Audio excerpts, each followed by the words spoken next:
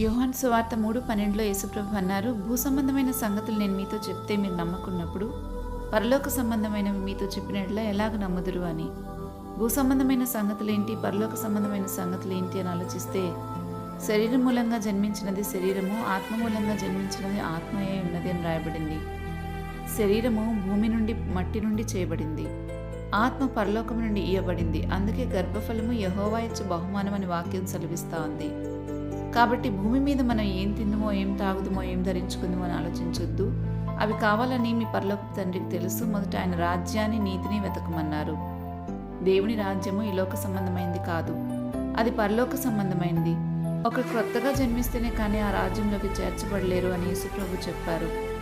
మరి క్రొత్తగా జన్మించడం అంటే పరిశుద్ధాత్మ ద్వారా మనం దేవుని అధికారానికి మనల్ని మనం అప్పగించుకుని, మన పాపములను ఒప్పుకుని పశ్చాత్తాపడితే దేవుడు మన యందున్న తన ప్రేమను వెల్లడి చేస్తూ, మనం ఒప్పుకున్న వాటన్నిటి విషయంలో మనల్ని క్షమించి తన రక్తంతో మనల్ని కడిగి పవిత్రపరుస్తారు.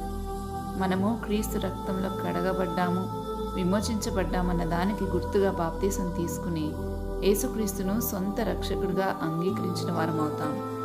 ఆనాటి నుండి మనం దేవుని రాజ్యంలో చేర్చబడి నీతిని, సమాధానాన్ని, పరిశుద్ధాత్మ ఆనందాన్ని అనుభవిస్తూ ఉంటాం.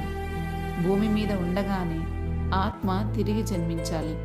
అలా జన్మించకపోతే క్షయమైన ఈ శరీరము అక్షయతను ధరించుకోలేదు. అలా ధరించుకోకపోతే శాశ్వతమైన జీవంలోకి ప్రవేశించలేము. అందుకే ప్రభు భూ సంబంధమైన సంగతులను గురించి చెప్పినప్పుడు మనం ఈ సంగతులను గ్రహించగలగాలి.